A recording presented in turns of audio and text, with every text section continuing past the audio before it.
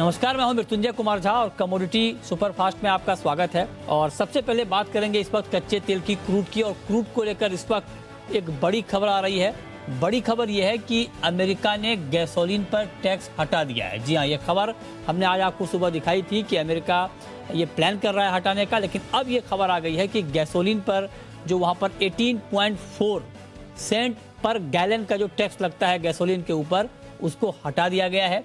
ये इसलिए हटाया गया है ताकि वहाँ पर गैसोलीन के दाम काबू में रहें, क्योंकि अभी वहाँ पर पीक ड्राइविंग का सीज़न शुरू हो रहा है और इस वक्त में बहुत ज़्यादा डिमांड होती है वहाँ पर गैसोलीन की। उसको देखते हुए ये फैसला लिया गया है। इसका इम्पैक्ट ये हुआ है कि कच्चा तेल करीब करीब 5% टूट गया है। इस वक्त ब्रेंट का भाव 110 के नीचे ट्रेड कर रहा है। नाइमेक्स क्रूड 104 के नीचे है और एमसीएक्स पर भी कच्चा तेल बहुत तेज गिरावट के साथ ट्रेड कर रहा है। 3 महीने के लिए गैसोलीन पर टैक्स हटाया गया है। गैसोलीन को मतलब आप पेट्रोल समझिए, वहाँ पर कहा जाता है।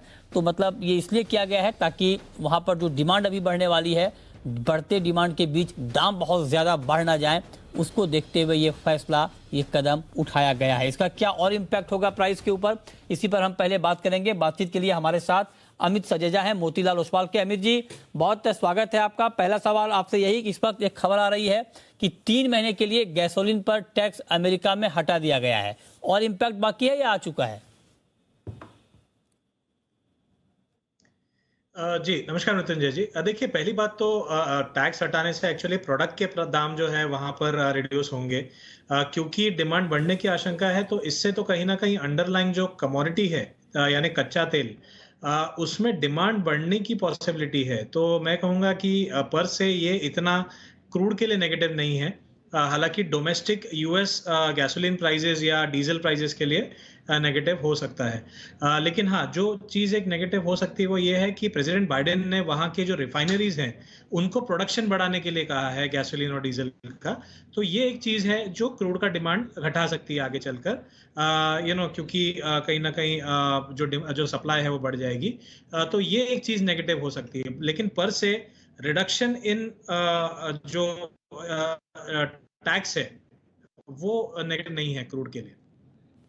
नहीं, लेकिन ये बताइए कि क्योंकि अमेरिका दुनिया का सबसे बड़ा कंज्यूमर है क्रूड ऑयल का, और वहाँ पर डिमांड बढ़ने की संभावनाओं के बीच ये कदम उठाया गया है। तो मतलब मैं ये जानना चाह रहा हूँ कि ये जो 5% की गिरावट है, क्या इतना ही इम्पैक्ट आना था इस खबर का, या कुछ और इम्पैक्ट बाकी है अभी? देखिए, मैं वही आपको बताने की कोशिश कर रहा हूँ कि एक्चुअली ये जो चीज़ है ये क्रूड ऑयल के लिए, क्योंकि आप अगर समझ लीजिए आप प्रोडक्ट का दाम जो घटा रहे हैं गैसोलीन और डीजल का, उससे डिमांड बरकरार रहने की या बढ़ने की भी उम्मीद हो सकती है। तो कहीं ना कहीं कच्चे तेल के लिए ये नेगेटिव नहीं है। नीजक रिएक्शन डेफिनेटली आया है, लेकिन वो जो ग्लोबल रिसेशनरी रिस्क है उस फैक्टर को डिस्काउंट करते हुए भी आया है।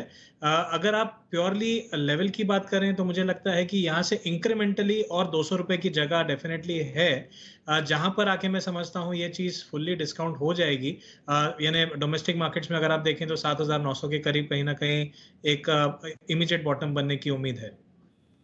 अच्छा, तो आप करें कि 200 रुपए तक की और गिरावट अब कच्चे तेल में आ सकती है इस वक्त, इस खबर के बाद। लेकिन एक बात बताएं जरा अमित जी, एक तो ठीक है ये खबर है कि जो गैसोलीन पर टैक्स है उसको हटाया गया है।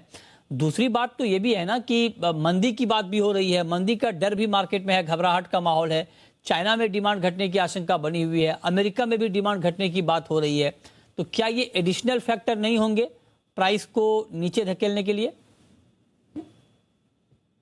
एग्जैक्टली मेरा कहना वही था कि जो एडिशनल फैक्टर है एक्चुअली जो ग्लोबल रिसेशनरी रिस्क है, चाहे वो यूरोप हो या यूके या फिर यूएस में भी, उस वजह से मैं समझता हूं कि ज्यादा एक इम्पैक्ट आया है। आज हमने ग्लोबल स्टॉक मार्केट्स में भी कल की शानदार तेजी के बाद में एक नरमी का माहौल आते हुए देखा है।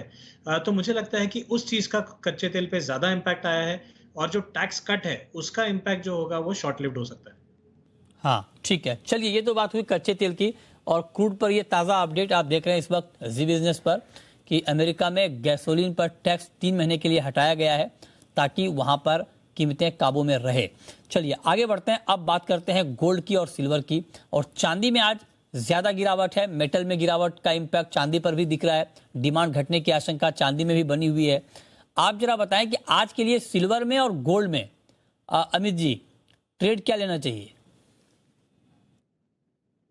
जी, मेरे हिसाब से गोल्ड में जनरली एक सेलोन रैलीज का माहौल पिछले कुछ हफ्तों से बना हुआ है। जब तक $1880 के नीचे रहेगी तब तक $1800 जाने की दोबारा एक गुंजाइश है। तो मैं समझता हूँ कि 50,750 800 के आसपास एक इमीडिएट बैरियर है, वहां पर बिकवाली करके चला जा सकता है और डाउन साइड में 5400 का जो गोल्ड में सपोर्ट है वो टेस्ट हो सकता है। सिमिलरली चांदी में हो सकता है ज्यादा दबाव बना रहे, क्योंकि बेस मेटल्स में ज्यादा दबाव है और गोल्ड में भी है। 60,700 के करीब चांदी में बिकवाली करके चल सकते हैं। डाउन साइड में मेरा मानना है कि 60,000 का जो एक लेवल है वो आज टूट सकता है, 59,800 तक के लेवल देखने मिलेंगे। तो सेलोन रैलीज की यहाँ पर भी एक सलाह होगी। ओके, ठीक है। तो ये राय आपकी हो गई गोल्ड पर और सिल्वर पर कि यहाँ पर क्या करना चाहिए। गिरावट के साथ ट्रेड हो रहा है इस वक्त गोल्ड और सिल्वर में। अब आते हैं, बात करते हैं मेटल की। मेटल में कॉपर की बात।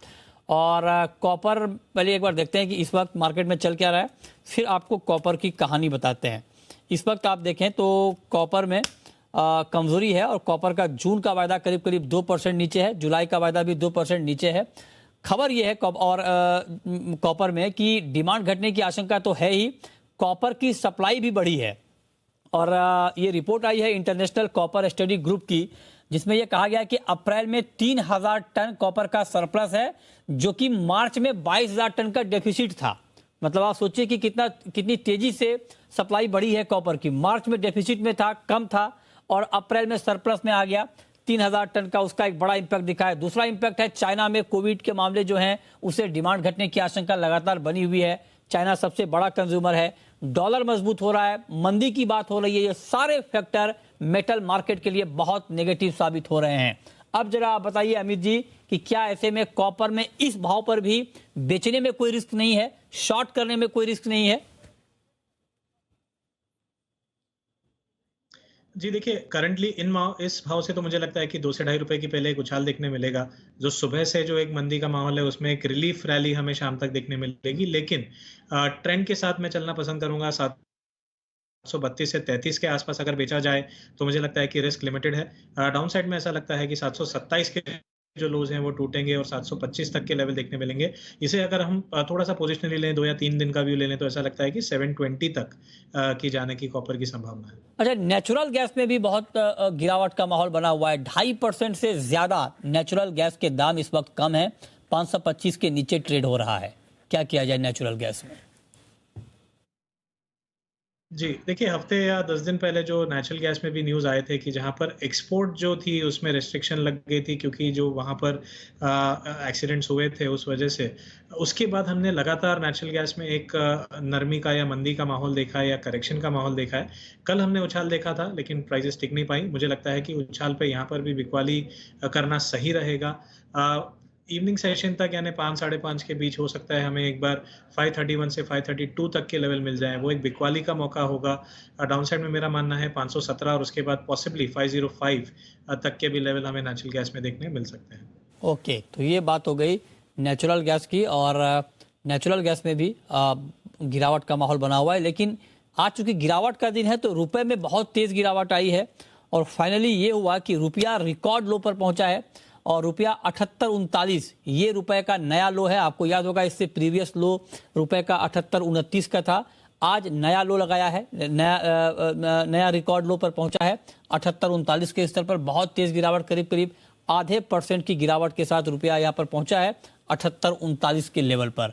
आप जरा बताइए अमित जी कि जिस तरह से रुपया कमजोर हुआ है, जो गिरावट रुपये में आई है, बहुत तेज गिरावट का माहौल बना हुआ है, क्या कर रहे हैं आप? क्या आपको अभी आगे का आउटलुक दिख रहा है रुपये का? जी देखिए, वैसे तो काफी टाइम से जो पिछले हाईज थे 7790 के, उसके ऊपर ही यूएसडी आईएनआर ट्रेड हो रहा था और सस्टेन हो रहा था। आज जो है कहीं ना कहीं प्रीवियस हाईज निकले हैं 7830 के ऊपर के, तो नया फ्रेश ट्रिगर मिला है।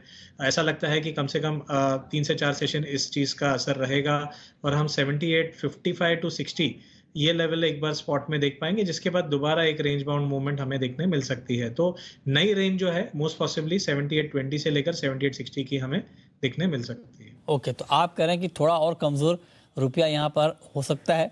अच्छा, एग्री मार्केट में कहाँ पर आपकी नजर है अमित जी इस वक्त?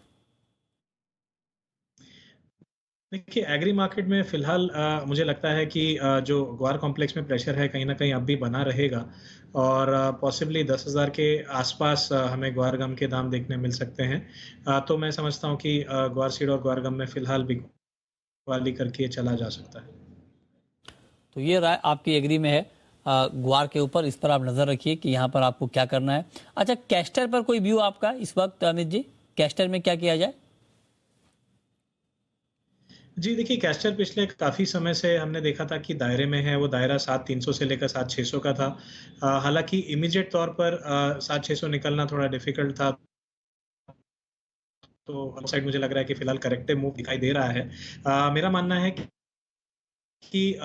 6,009 के करीब एक जो है कहीं न कहीं प्राइसेज़ जा सकती हैं, लेकिन वहाँ पर बॉटम आउट होने की संभावना है। तो फिलहाल करंट प्राइस से करीबन 3 से 3.5% की और गिरावट है, जिसके बाद तेज़ी की शुरुआत दोबारा हो सकती है। चलिए, बहुत शुक्रिया अमित जी आपका जुड़ने के लिए, बताने के लिए कहाँ पर ट्रेड करने का मौका बनेगा।